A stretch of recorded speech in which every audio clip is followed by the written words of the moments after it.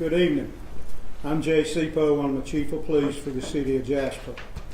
Last Saturday morning, July the 5th, we had a fire in a building downtown Jasper, and it was the offices of the Walker County Public Defender's Office.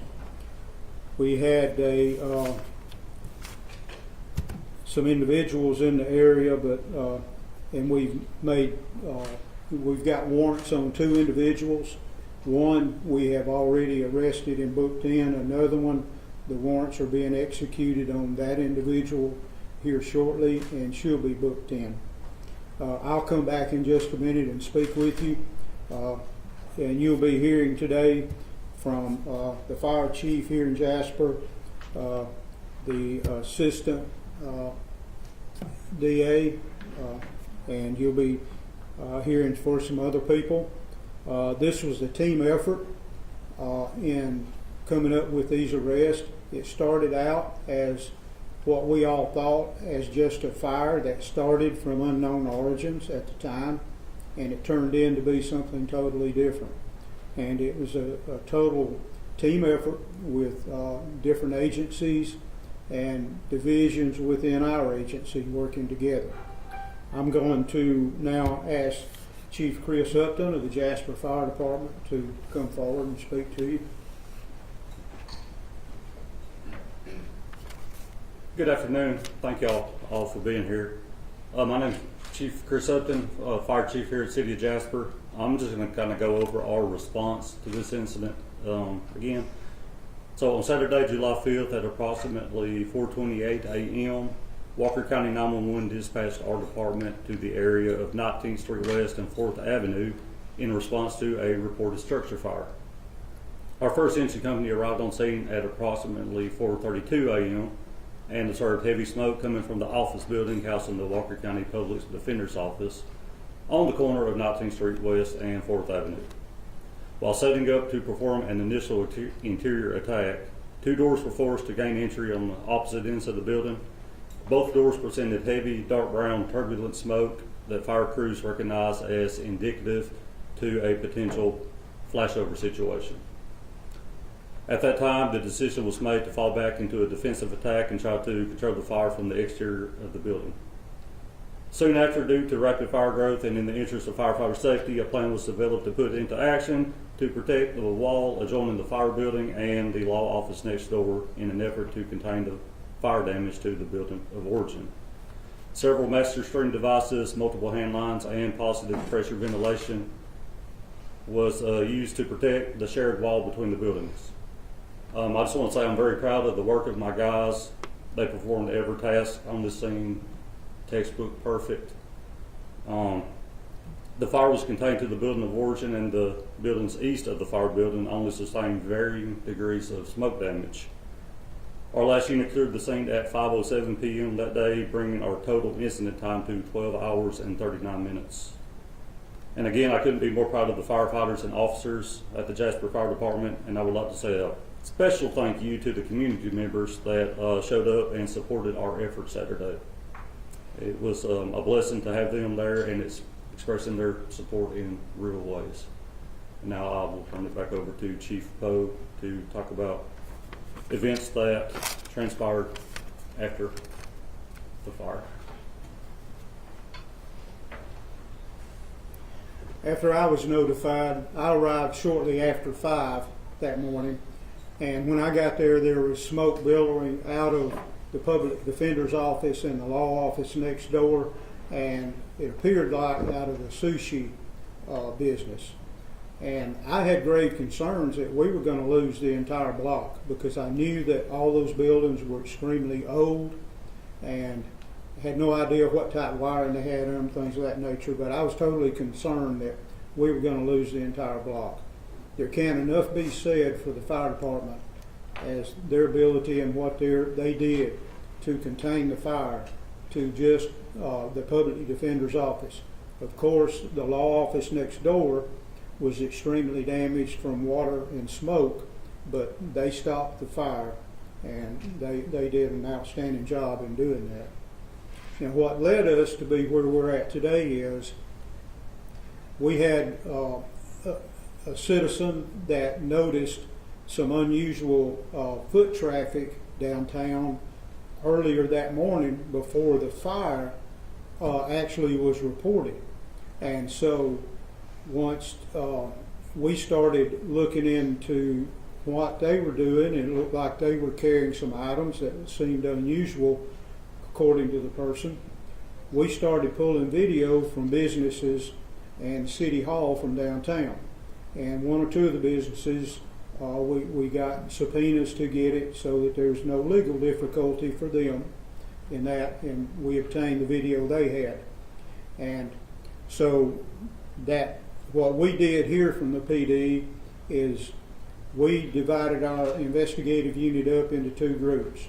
Lieutenant Matt Dozier led one group, Lieutenant Jeremy Lay led the other, and we sought after all the videos we could get and then put all those together, identifying people that were in the videos to see what they were doing, and then the other team located those individuals and spoke with them to see what they were doing downtown that morning and to see if they were possibly connected with something there. And then once it was later Saturday, it's going on into Monday, the structure, the front wall fell Saturday morning early. The side wall that faces the jewelry store did not, but it started having waves in it and very dangerous. And so we had to cordon off the entire block to keep onlookers from getting in there, and we had to let the debris cool down before fire marshals and ATF could get in there, and the fire department. But then they got in there and did their investigation that they did. But in talking with two individuals, we were able to determine that they did go in to the public defender's office. They broke into it and they stole some items, one of them being a pistol, and then they stole some IDs that was in one of the attorney's desk drawer, and they stole some other items, and they also took our investigators to where those items were hid out, and we recovered them. And so that led to the warrants that we have now obtained for the two individuals that we have on the wall over here. The one individual is, his name is Joseph Cole Whitten Kolochuk, Kolarchick. He is a 19-year-old individual. Also being charged is his mother, and she's a 42-year-old individual. Her name is Amanda Jo Howard Kolochuk. These two individuals have been homeless for quite a while. Joseph, being 19, he's been homeless since he was 15 or 16 years old. It's an extremely sad situation. They are addicted, and but anyway, they're being booked in, and their addiction is going to be treated and looked after, and then they'll be standing trial.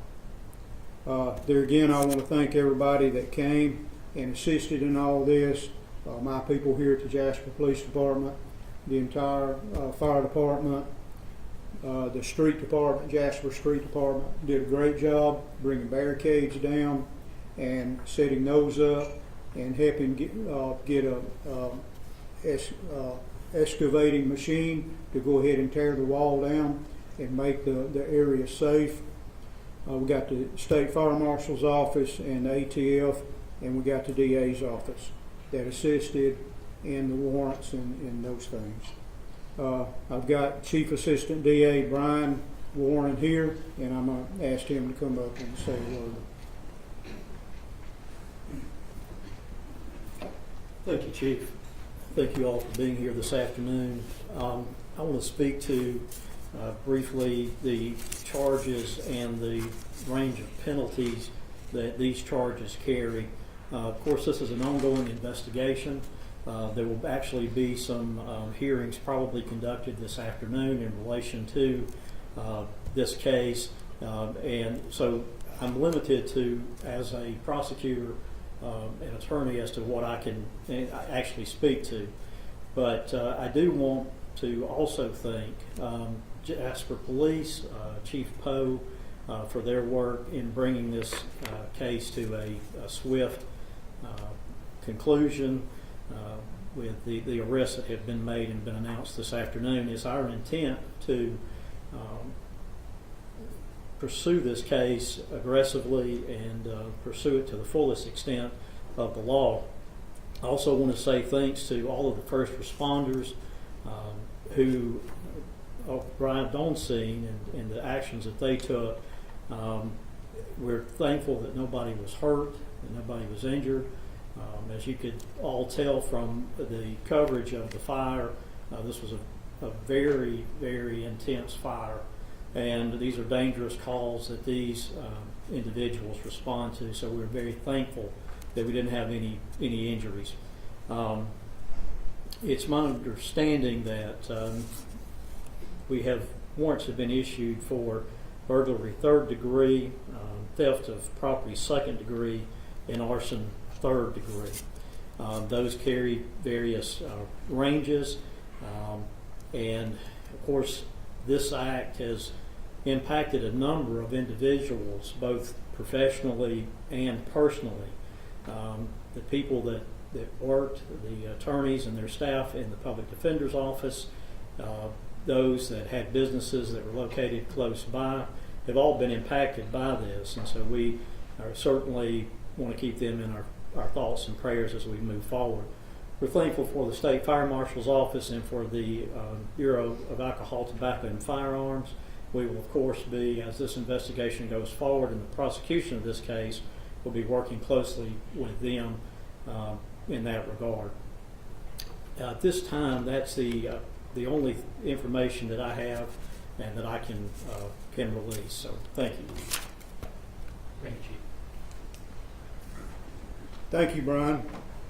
Lieutenant Lay, we're going to show you guys a few little video snips here. This is the fire, and you can see it's fully involved at this point.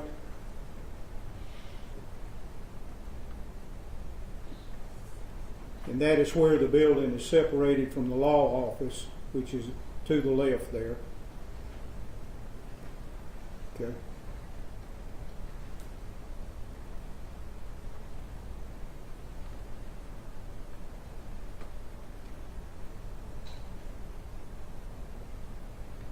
Okay.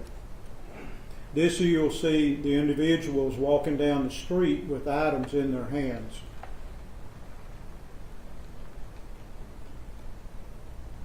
You'll see them coming back in just a minute.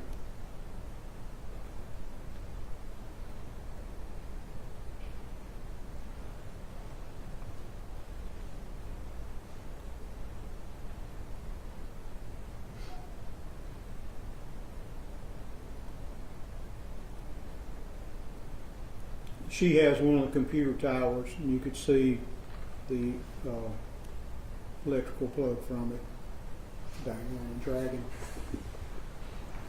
Okay, I think this is about all that I can share with you guys at this time.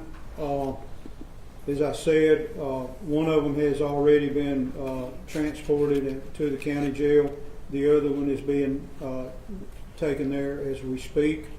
I want to introduce our Mayor, Gary Cowan, and let him say a word. I didn't know you were going to do that, but I'm Gary Cowan, and it's my honor and privilege to be the mayor of Jasper. Two words that are often cliche are amazing and astonishing. But I was astonished and amazed at the job that our public safety, the fire department, the police department did keeping the public safe and fighting a fire early on a holiday morning. And the firefighters worked diligently in the heat. they did, again, an astonishing job. I shouldn't be astonished by how well they performed, but it's always amazing in a dangerous situation watching what they do. The police department kept the public safe in a way, and then the street department moved in to put up the barricades to keep the public safe and to help take down the unstable structures.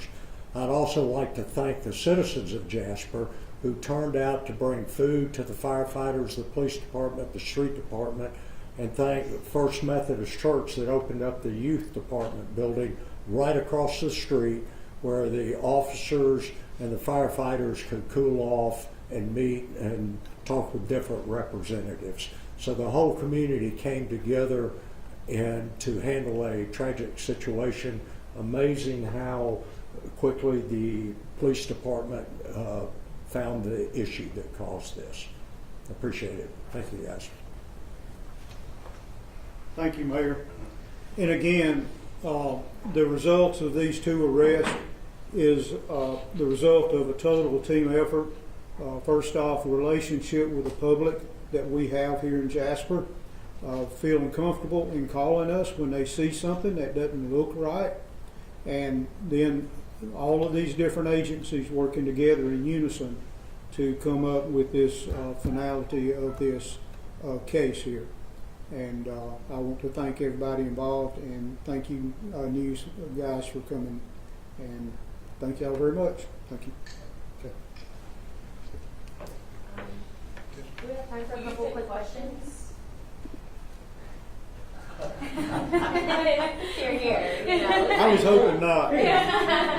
We'll see. He moonwalked back there. I did. Well, my first question is kind of a two-part question. Are there any concerns about maybe loss of like important files, documents from the public defender's office, and then sort of what do next steps look like at this point? All the files that are in there were totally destroyed. There were a lot of debris that embers, large embers in the sky from the fire, but not anything that would escape as like a sheet of paper that had people's names and anything like that on it that could have gotten away. Everything in there was destroyed. Are you able to share what exactly caused the fire? We're still investigating that, and we're still, I don't really need to speak on that anymore, but we're still nailing that down completely, and it kind of falls in the hands now of the fire marshal's office, along with the information they gather from my investigators. Do we know the motive of Joseph and his mom? Was to go in and steal, just break in and steal. And why did they choose the public defender's office? That's something we're looking into, still looking into it. And we know they stole a pistol, as you mentioned. How common is it for firearms to be held at the public defender's office? Well, it's an office, it's a governmental office, it's a state office, and I really don't know. I guess it's an individual office of each individual attorney, and he may have it there for protection. You know, there's certainly no rule or law against it or anything against him having a firearm. For the fire chief, I did have one more question for you. I just wanted to make sure I understood it correctly. Did you say that there was a flashover situation when you all were trying to go inside? Could you explain what that is?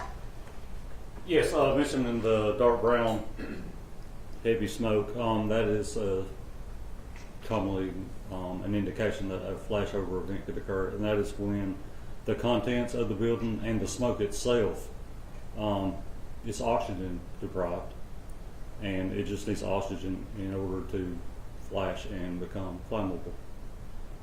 So everything in the room, smoke and everything, just burst into flames at one time. And that's why it took 12 and a half hours to get this fire That was put the out? situation while we were not able to, one of the situations we were not able to do an aggressive interior attack on the, and we had to fall back into a defensive posture from the outside. Thank you. All right, are there any others? All right, thank you guys for coming. Okay. Try to get away with that.